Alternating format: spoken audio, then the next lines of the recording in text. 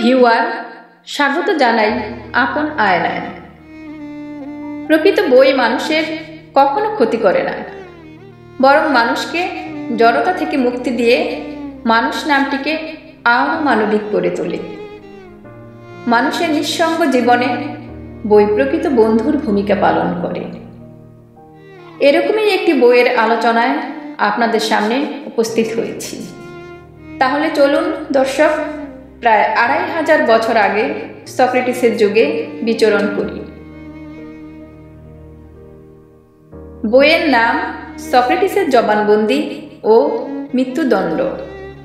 মূল Plato, ভাষান্তর doctor Shafiuddin Ahmad, প্রকাশক রোদেলা, দ্বিতীয় প্রকাশ জুন 2019, মুদ্রিত মূল্য 300 টাকা, পৃষ্ঠা সংখ্যা 240। গ্রন্থের প্রকৃতি সক্রেটিসের জীবনী। সক্রেটিস আপন আয়নায় বিম্বিত মনীষী। আজ থেকে প্রায় 2500 বছর আগে ফিরে যেতে হবে আমাদের। গ্রিসের অ্যাথেনীয় সভ্যতায় আমরা বিচরণ করব। এই বিচরণে আমাদের চোখের সামনে একটি প্রজ্ঞাদীপ্ত মনীষীর ছবি ভেসে উঠবে। সেখানে দেখব হাটে বাজারে, মাঠে ময়দানে, রাস্তার মোড়ে, এক কথায় যেখানে জটলা সেইখানেই একলা বয়ান করে যাচ্ছেন একজন শিল্পী। হ্যাঁ, বয়ান করছেনই বটে। একের পর এক প্রশ্ন এবং তার উত্তর নিয়ে যেন এক আশ্চর্য প্রশ্ন খেলা চলছে। এখানে উকি দিলেই আমাদের সঙ্গে দেখা মিলবে প্রখ্যাত দার্শনিক সক্রেটিসের। সক্রেটিস দার্শনিক ও শিক্ষক ছিলেন। যুগের কালিমা দূর করে একটি আলোকিত আগামীর স্বপ্নে বিভোর ছিলেন তিনি চেয়েছেন মানুষকে জড়জীবন থেকে মুক্তি দিয়ে উদার, সহনশীল, মানবিক এবং যুক্তিবাদী মননের অধিকারী হতে। যুগে যুগে সমাজে জ্ঞানীদের ক্ষেত্রে যে ঘটনাটি ঘটে, সক্রেটিসের বেলায়ও তার ব্যতিক্রম ঘটেনি।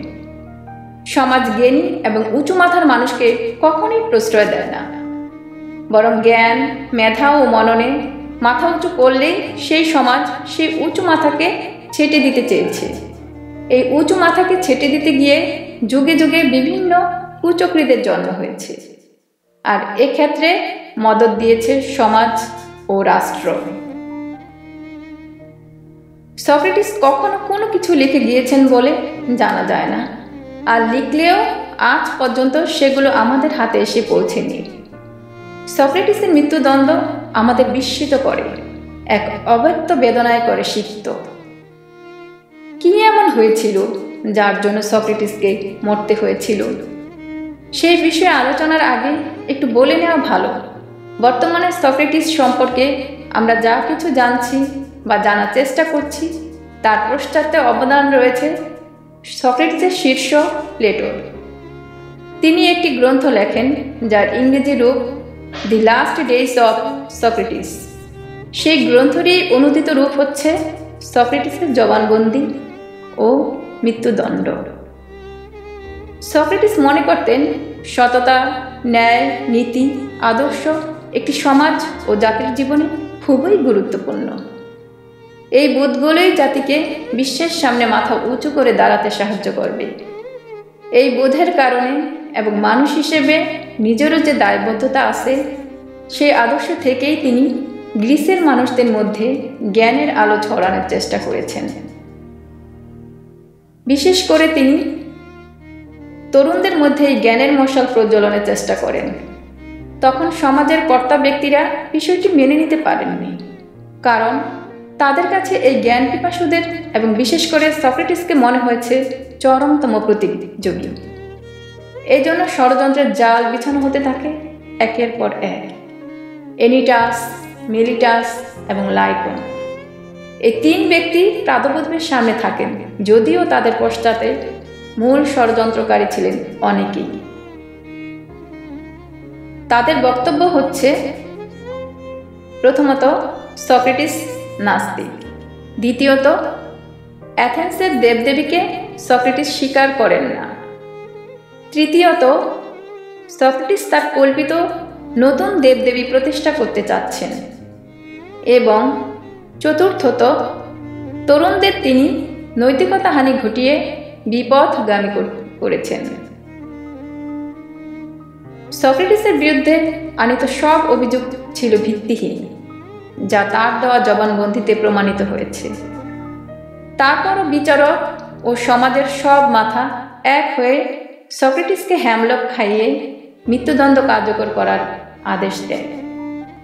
সক্রেটিস ইচ্ছে করলেই নির্বাসন দণ্ড বা অন্যান্য দণ্ড নিয়ে নিজেকে বাঁচাতে পারতেন, কিন্তু তিনি মনে করেন এতে প্রমাণ হয়ে যায় যে সক্রেটিস দেশ ও জাতির জীবনে অনিষ্টকর কিছু করেছেন।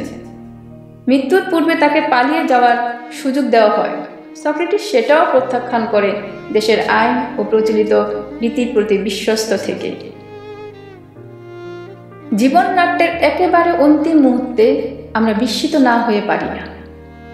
মৃত্যুর পূর্বেও এই মানুষটি তার শিষ্যদের বিভিন্ন উপদেশ ও নির্দেশনা দিয়ে গেছেন এবং মৃত্যু ভয়ে একটুও বিচলিত হননি। এমনকি হেমলকের গ্লাস যখন তিনি নিজের হাতে ধরেন তখন তার হাত কাঁপতেও দেখা যায়নি এবং তিনি ছিলেন নির্বিকার। শেষ পর্যন্ত তিনি হেমলক এমনভাবে পান করেন যে মনে হয় যেন তিনি অমৃত পান করছেন। এভাবেই একটি বিবেকের মৃত্যু ঘটে, অবসান ঘটে একটি সমাজের। সক্রেটিসরা তখনও ছিলেন, এখনও আছেন এবং ভবিষ্যতেও থাকবেন। তাদের দৈহিক মৃত্যু ঘটলেও বিশ্বের মানুষের মধ্যে যে জ্ঞান পিপাসা তারা জাগিয়ে তুলেছেন, সেই পিপাসায় কাতর মানুষেরা এখনও খুঁজে ফিরেন সক্রেটিসকে। সক্রেটিস সম্পর্কে জানার জন্য গ্রন্থটি আকর গ্রন্থের মর্যাদা পাওয়ার যোগ্যতা রাখে। পড়ে দেখতে পারেন, হয়তো এই গ্রন্থই আপনার অন্তরের সুপ্ত আগ্নেয়গিরিকে প্রজ্বলিত করে তুলবে। ধন্যবাদ সবাইকে।